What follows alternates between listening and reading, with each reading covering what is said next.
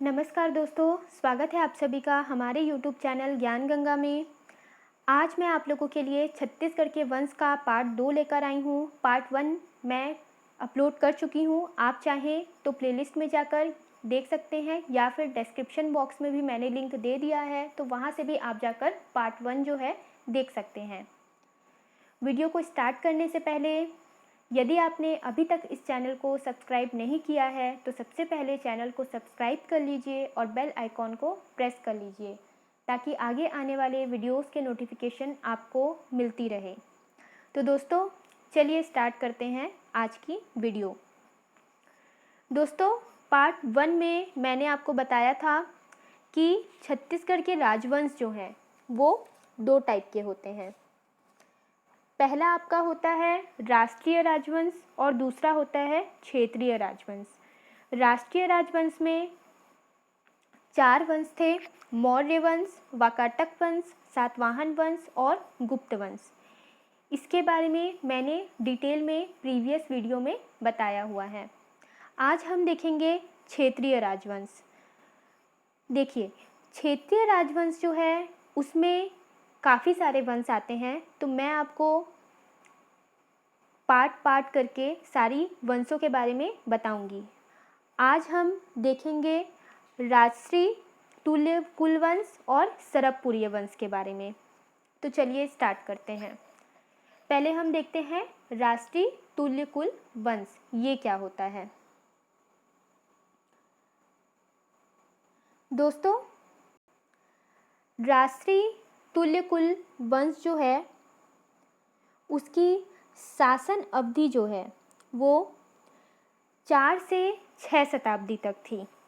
ठीक है, इनका शासन का जो क्षेत्र था वो कहाँ पे शासन करते थे, छत्तीसगढ़ में किस एरिया में थे, तो ये आरंग जो है आपका रायपुर के पास स्थित है, वहाँ पर ये शासन करते थे।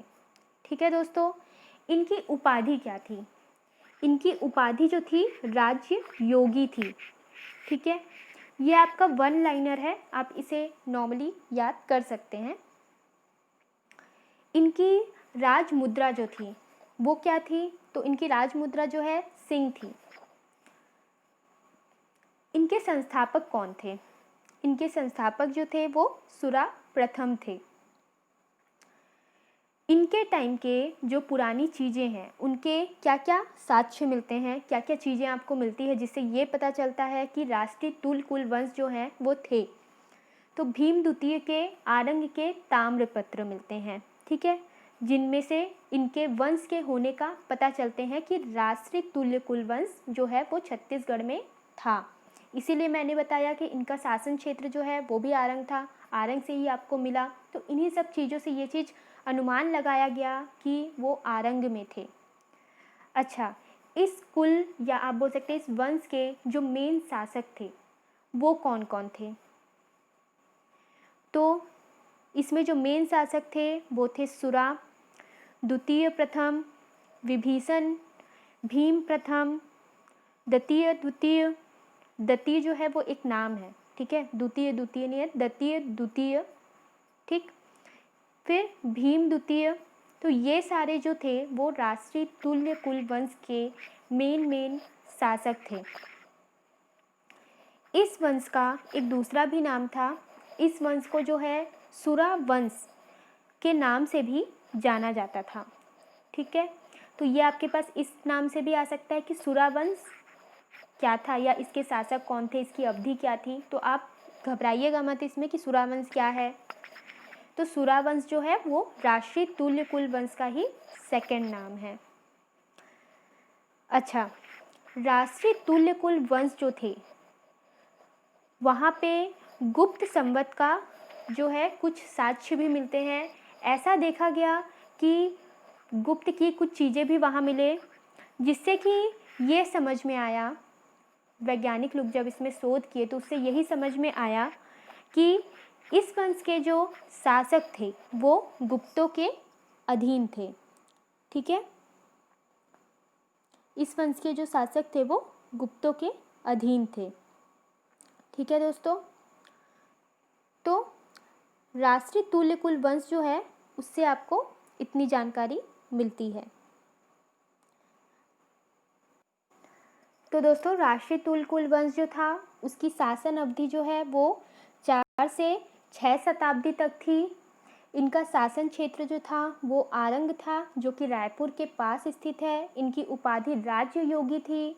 इनकी राज मुद्रा जो थी वो सिंह थी। इनके संस्थापक सुरा प्रथम थे।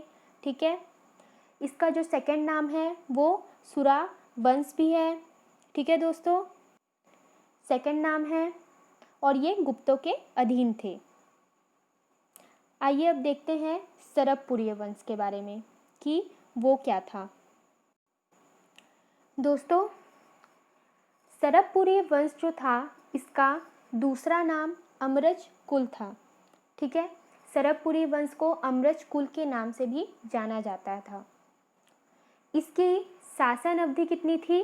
5 से 6 शताब्दी। इसके पहले मैंने आपको बताया राष्ट्रीय तुल्यकुल वंश, उसकी 4 से 6 थी, इसकी 5 से 6 शताब्दी है। इसमें प्रमुख धर्म कौन से थे? तो इसमें जो है मेन धर्म जो है वो वैष्णव था। वैष्णव जो था इसमें मेन धर्म था। इसका राजकीय चिन्ह क्या था? तो इसका राजकीय चिन्ह जो था गजलक्ष्मी था। गजलक्ष्मी इस वंश का मेन चिन्ह था। इस वंश के छत्तीसगढ़ में होने के स्रोत जो हैं कि ये वंश रियल में छत्तीसगढ़ में था, ये कैसे आपको पता चलेगा? तो इसके जो स्रोत हैं या फिर आप बोल सकते हैं इसकी जो चीज़ें हैं, भानुगुप्त के एरण अभिलेख जो कि 510 ईस्वी के थे, उससे मिलता है आपको। ठीक है दोस्तों, अब ये देख लेते हैं कि सरब वंशीय राजधानी कौन कौन सी थी और शासक क्या थे, मतलब कौन से शासक की कौन सी राजधानी थी। तो दोस्तों यहाँ पर सरब राज जो थे वो एक शासक थे जिनकी राजधानी सरबपुर थी। इसके बाद प्रसन्न मात्र, ये यहाँ पे एक शासक थे जिनकी राजधानी प्रसन्नपुर थी। उसके बाद फिर प्रवर राज, ये भी एक शासक थे जिनकी राजधानी सिरपुर थी। ठीक है दोस्तों, तो दोस्तों इसमें से आपको क्या क्या जानकारी मिलती है कि इसका दूसरा नाम जो था अमरज कुल था। इसकी शासन अवधि 5 से 6 शताब्दी तक थी। इसमें प्रमुख धर्म जो थे वो वैष्णव थे। राजकीय चिन्ह जो है वो गजलक्ष्मी था। और मेन इनके जो शासक थे इनकी राजधानी क्या थी? देखिए इसको याद करना बहुत ही आसान है। सरबराज सरबपुर, प्रसन्न मात्र प्रसन्नपुर, बस एक इसमें थोड़ा अलग है, प्रवर राज का सिरपुर। ठीक है, तो वो आप याद रखिएगा। दोस्तों अब आइए बात करते हैं यहाँ के शासकों के बारे में। सबसे पहले हम बात करते हैं सरब राज शासक जो थे उनके बारे में। सरब राज जो थे वे संस्थापक थे सरबपुर राजधानी के। अभी मैंने बताया सरबपुर इनकी राजधानी थे। इनकी स्थापना जो थी वो इन्होंने ही किया था। इन्होंने सिक्कों में फर्स्ट टाइम पहली बार प्राकृत के स्थान पर संस्कृत का प्रयोग किया था। सिक्कों में वहाँ पर प्राकृत का उपयोग होता था, तो वहाँ पर उन्होंने प्राकृत के प्लेस पे संस्कृत का उपयोग किया था। वे फर्स्ट शासक थे। ठीक है, फिर आइए बात करते हैं प्रसन्न मात्र के बारे में कि उन्होंने क्या किया। तो प्रसन्न मात्र जो थे वे स्वर्ण मुद्रा में जो स्वर्ण मुद्राएं हैं उनको फेमस करने वाले, उनको प्रचलित करने वाले फर्स्ट शासक थे।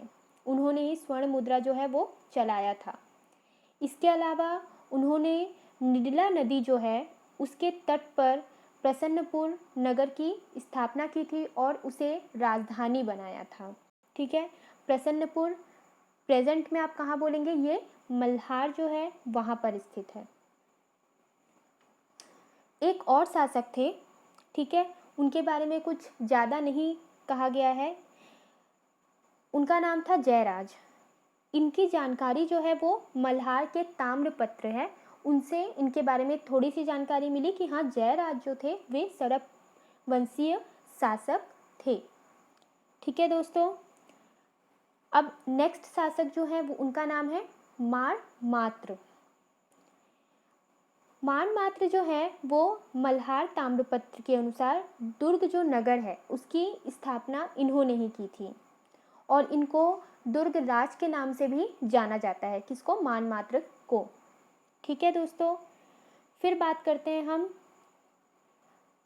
प्रवर राज द्वितीय की।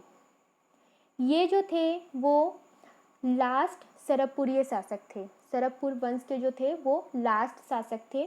ठीक है, और सामंत इंद्रबल ने पराजित कर देश में पांडु वंश की स्थापना की थी। सामंत इंद्रबल जो थे उन्होंने इनको पराजित किया और पांडु वंश जो थे वो इसके बाद आया। ठीक है दोस्तों, तो इसमें आपका मेन ये है कि स्वर्ण की सिक्का जो है वो सबसे पहले प्रसन्न मात्र ने चढ़ाया था। प्राकृत के स्थान पर संस्कृत भाषा का प्रयोग किसने किया था? सरब राज ने किया था। ठीक है दोस्तों, यहाँ पर एक और चीज़ आपको बताते हैं। यहाँ पर ब्राह्मणों को दान देने की जो प्रथा थी उसका जो मतलब जो प्रथा स्टार्ट हुई थी वो सरबपुरी वंश के द्वारा ही स्टार्ट हुई थी, ऐसा माना जाता है। उस टाइम पे सरबपुरी राजाओं में सर्वाधिक ताम्रपत्र जो है वो सुदेव राज से प्राप्त हुए थे। ठीक है, सरबपुरी रानियों जो उस टाइम की जो रानियां थीं उन्होंने तलगांव नामक एक है वहाँ पे मनियारी नदी के तट पर देवरानी जेठानी मंदिर बनवाया था। ये क्वेश्चन जो है आता है कि देवरानी जेठानी मंदिर किसने बनवाया था या ये कौन सी नदी के तट पर है, ये क्वेश्चन बनता है। ये क्वेश्चन आया है काफ़ी बार। तो सरबपुरी रानियों ने तलगांव के मनियारी नदी के तट पर इसे बनवाया था। तो वंश जो है वो आपका यहाँ पे सरबपुरी हो जाएगा और किसके तट पर स्थित है? तो मनियारी नदी के तट पर स्थित है। इसके अलावा सरबपुरी जो शासक थे उन्होंने ताम्रपत्रों में तिथि, स्थान, वर्ष या फिर शासक का नाम बोल सकते हैं आप, ये सारी चीज़ें जो हैं उसका भी साक्ष्य मिलता है, उसका भी आपको देखने को मिलेगा कि मेन इनकी जो वंश का उल्लेख है वो ताम्रपत्र से काफ़ी मिलता है। राष्ट्रीय तुल्य जो वंश था उसमें भी सेम है कि ताम्रपत्र से मिलता है, लेकिन राष्ट्रीय तुल्य वंश के बारे में आपको ज़्यादा उल्लेख नहीं मिलेगा कहीं पे, लेकिन सरबपुरी जो है उसके बारे में काफ़ी मिलेगा। दूसरा यहाँ पे आपका देवरानी जेठानी मंदिर जो है वो बहुत इंपॉर्टेंट है, ये तो आप एकदम रट लीजिएगा कि ये किसने बनवाया था और कहाँ पे स्थित है। ठीक है दोस्तों, तो दोस्तों आज मैंने आपको राष्ट्रीय तुल्य कुल वंश और सरबपुरी वंश इन दो वंश के बारे में बताया। क्योंकि क्षेत्रीय राजवंश जो है इसमें बहुत सारे वंश हैं, इसलिए मैं आपको सारे एक साथ नहीं बता रही हूँ, नहीं तो मिक्सअप हो जाएगा सब, आप याद भी नहीं रख पाएंगे। इसलिए मैं आपको दो दो एक एक करके बताऊँगी, जो वंश जितना बड़ा होगा उस हिसाब से। दोस्तों इसमें सरबपुरी वंश जो है वो बहुत ही ज़्यादा इम्पॉर्टेंट है, ये CGPSC में पूछा गया है।